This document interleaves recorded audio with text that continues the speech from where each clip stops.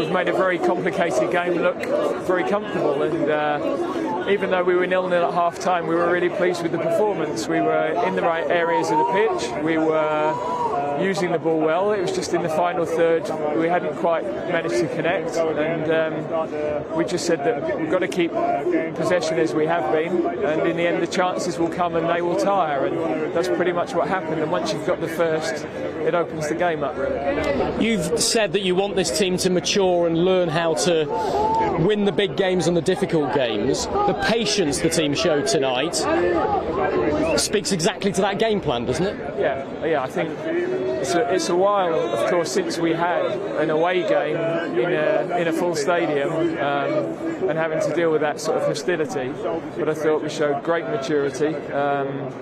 By keeping the ball well, we quietened the crowd in the main, and in the second half the attacking play was really incisive, and we could have had more. Do you feel you have one foot in the qualification camp? I'm sure you won't be that complacent, but you're now 5 points clear of Hungary, and you're in a very strong position in Group I.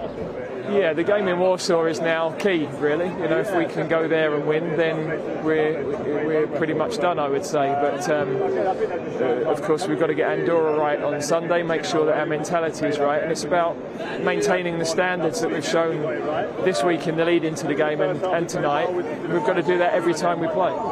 Gareth, we've got video evidence of racist abuse amongst the Hungarian supporters tonight. I can tell you that I personally saw 4 separate incidents with 4 separate individuals. There were more monkey chants around us where we couldn't identify individuals. It was sporadic, but it was very clear and obvious. What do you say? Yeah, well, I can only go on what you're telling me, and if that is the case, then we know it's not acceptable. We weren't totally, we weren't conscious of it on the side, and I don't know whether the players on the pitch were. But I think everybody knows what we've spoken about for 2-3 years. You know, they know what we stand for as a team, and we have to hope that we can continue to eradicate racism from not only football but from life in general.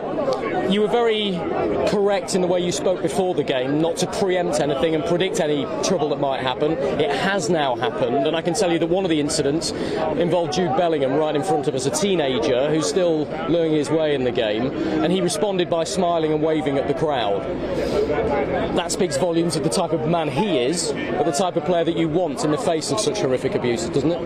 It does, but he shouldn't have to suffer that, frankly. So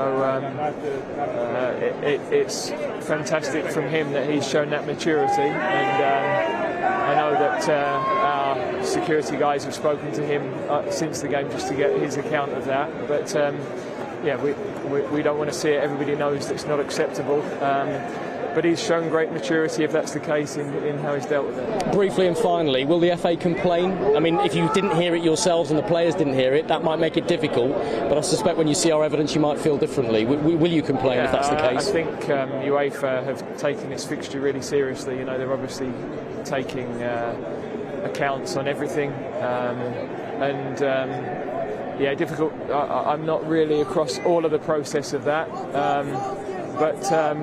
I'm sorry, I'm losing my thread because I'm got somebody shouting in my area, so it's hard to think. But we've just got to put the accounts that we've heard, and I'm sure UEFA will gather evidence from different sources.